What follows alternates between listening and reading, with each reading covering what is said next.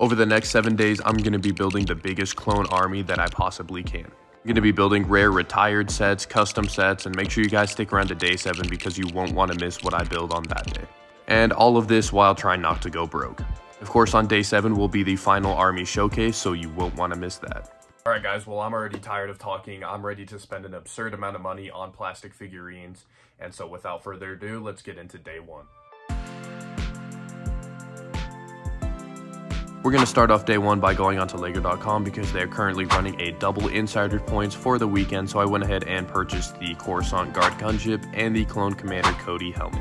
Of course, the main thing from this haul is the Coruscant Guard gunship, and here it is in all of its glory, because the Clone Commander Cody helmet we aren't going to be using because it just technically doesn't really count. We're going to open up this Coruscant Guard gunship and get to building it because we are going to be spending most of day 1 building it. I gotta say, it was a pretty fun build. It has grown on me a lot because this is the second time I have purchased this set. And of course, you guys already know I had to build this while watching the Clone Wars.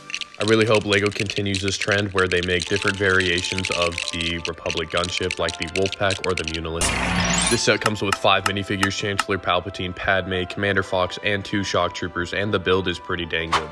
Also, I saw this awesome Clone Trooper lot of 25 P1s, and for only $158, I knew it was a steal, so I had to grab it before anyone else could. And it has a mix of animated and realistic styled phase 1s, and here is everything for day 1, and I love the progress we made today, and I'm really excited to see what happens in day 2.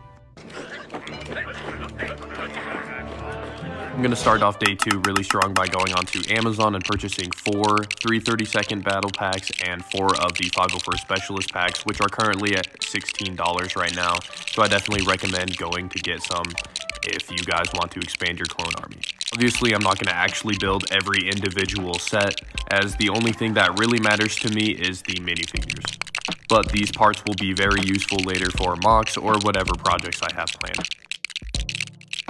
The only downside to the 332nd battle packs is the fact that they included a named character, which is Captain Vaughn, but it doesn't really matter because he kind of just looks like a 332nd clone trooper with a visor slapped on him. So really, at the end of the day, he kind of just looks like a specialized 332nd trooper.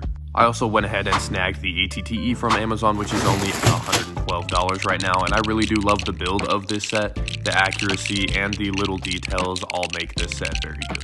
This is actually the second copy of this set I own, so it's very nice to add another one of these to my army. Not only is the build fantastic, but the minifigure selection is also pretty top notch. Although we definitely won't be needing those battle droids, as this is a clone army video, and it does include the amazing Commander Cody.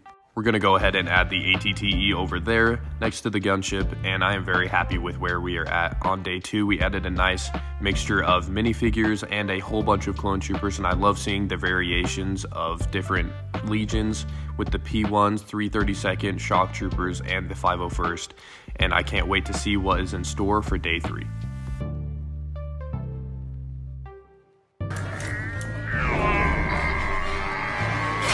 We're going to start off day 3 with the first retired set of this video, which is the 2019 AT-AP Walker.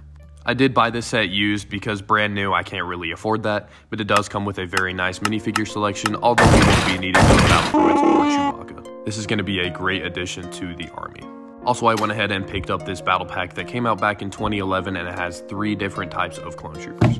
But we are done yet another retired set for you guys. This is the Utapau Troopers battle pack that came out back in 2014 and is highly regarded as one of the best battle packs of all time. And I definitely hold the opinion that these 212 troopers look a lot better than the ones that came out in the ATTE, but we won't be needing this tri-droid as it will go with the rest of my droid army. Let's go ahead and add all the vehicles and all the clone troopers that we got for this day.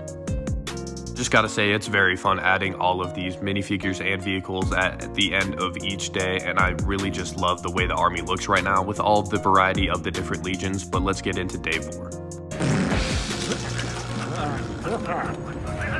Day 4 is all about custom clone troopers, so I went on to Grandpa Clone Customs and got 4 clone troopers from them, and their minifigures are very high quality. And of course, I had to go on to Clone Army Customs, and I got a nice little haul from them. But the biggest haul I got is from Minifigs For You, which is Solid Brick Studios' custom clone trooper website. From Grandpa Clone Customs, I got 2 of the Camino Guard. I also got 2 of the Anaxis Trooper as seen in Season 7 of the Clone Wars. From Clone Army Customs, I got the infamous Commander Fox, which looks fantastic, and also the Imperial Cody, which he's technically not Republic, but he's still a Clone Trooper, and I really like the way he looks. Also from Clone Army Customs, I got Clone Trooper Dogma, as well as Tub. From Minifigs For You, I got the Absolute Legend hard case. I got the 501st Medic Kicks. Also, I got Sergeant Appo, ARC Trooper Jesse as seen in Season 7 of the Clone Wars, ARC Trooper Echo, and finally the man, the myth, the legend, ARC Trooper 5s. Let's go ahead and add all of these amazing custom minifigures to our clone army. I'm so glad that there are websites out there that make custom clone troopers, and they go above and beyond when making their clone troopers and just getting every detail and being as accurate to the source material as possible. Day 5, we're going to be building some custom vehicles, so I went on to Rebrickable and built these AT-RPs, and these are designed by the person.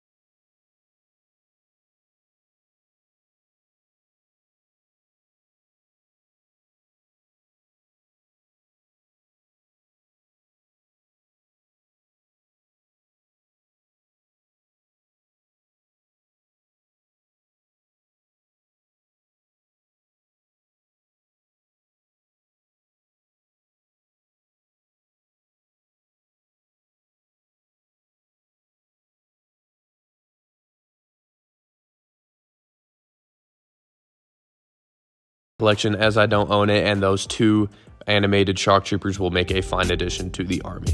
So of course we're going to end off the day by adding all of the clone troopers to the base plate and all of those vehicles, the 2 Republic fighter tanks, 2 swamp speeders, a clone walker, and the Coruscant police gunship.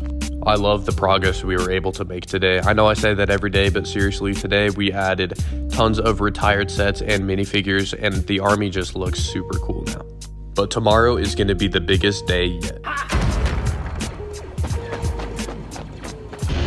Are at day 7, and I had to save the best set for last, which is of course the UCS Venator.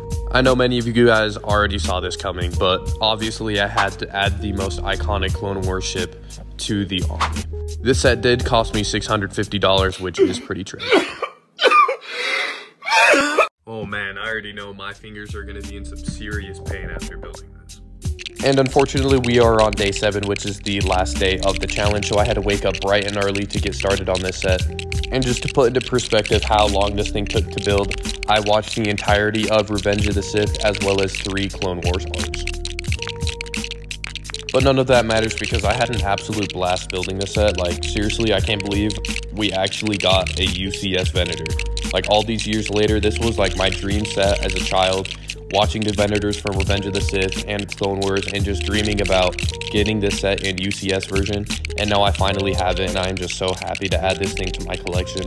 And this is currently the biggest set in my collection. They really did nail the design, like all the little details with the hanger and the greebling on the side, like everything is perfect, and even this micro scale gunship coming out of the hanger. The last thing I have to do to complete this set is build the panels that go on top, so we're gonna go ahead and finish those boys up. And here they are. Let's go ahead and connect everything to the Venator, and we're gonna finish this guy off. Here's that iconic red strip, and unfortunately this is technically the hangar bay, but it doesn't open, in case any of you guys were wondering. They even included some of these side cannons, and we're gonna be adding these to the Venator. And the final thing we built is the nose of the Venator, so we're gonna slide that into place. Not only did we get the Venator, but we got Captain Rex and Admiral Yularen. I'm actually pretty happy with the Captain Rex we were able to get. The shoulder cloth is a little oversized, but I love the face print on it. And I do think the helmet design is pretty good other than the ugly helmet holes, but that's not really a big deal. And the Admiral Yularen is probably the best they could do with those dual molded legs, and he looks, I mean, pretty accurate. Not a super hard minifigure to get accurate, but I think LEGO did a great job. Display pack with the 2 minifigures on it looks so cool, and the 20th anniversary sticker of the Clone Wars. And here is the Venator in all of its glory. I'm so happy that we were able to add the capital ship of the Republic to the army. And in case any of you guys were wondering, I do think this set is 100% worth it. All of the details, just the building experience, everything. If you guys are a Clone Wars fanatic like I am, this set is absolutely worth it. Spent the rest of the day reorganizing the army into the legions before I went to sleep, and this is how it's looking. We're gonna go ahead and put Captain Rex with the rest of his boys of the 501st. And I know these guys aren't technically clone troopers, but I really did want to add Admiral Yularen, as well as Padme, and of course the man that created the clone army himself, Chancellor Palpatine. I am the Senate. So we're gonna put the man that orchestrated the entire Clone Wars up at the front of the army. And here it is, everyone, the largest clone army that I could build.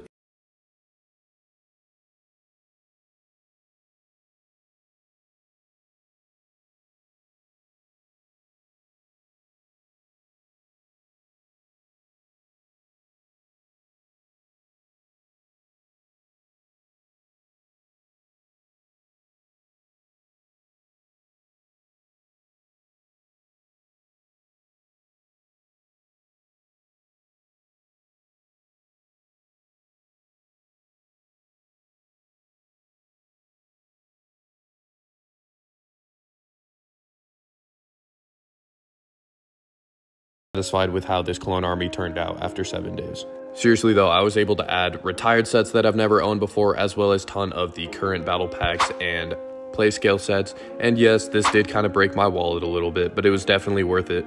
And I really hope you guys did enjoy this video. I'm sure Chancellor Palpatine is very happy with the army I was able to build for him, and I hope I served the Republic well this week. Alright guys, so here we are. We made it to day 7. I just want to say thank you if you guys made it this far into the video. Definitely hit that like button if you guys enjoyed watching this video, and let me know if you guys want me to do any other army building challenges, like maybe the droid army in 7 days or Empire army, any of those.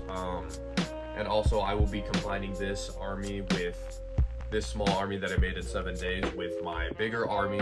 And I'll be doing a huge clone army overview, whole review of my whole clone army collection in probably the middle of December, so that'll be a super cool video, so you guys will want to subscribe so you don't miss that.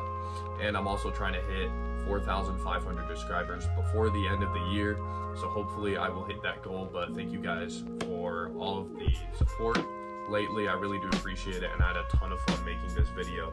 So yeah, I'll catch you guys in the next video. Peace.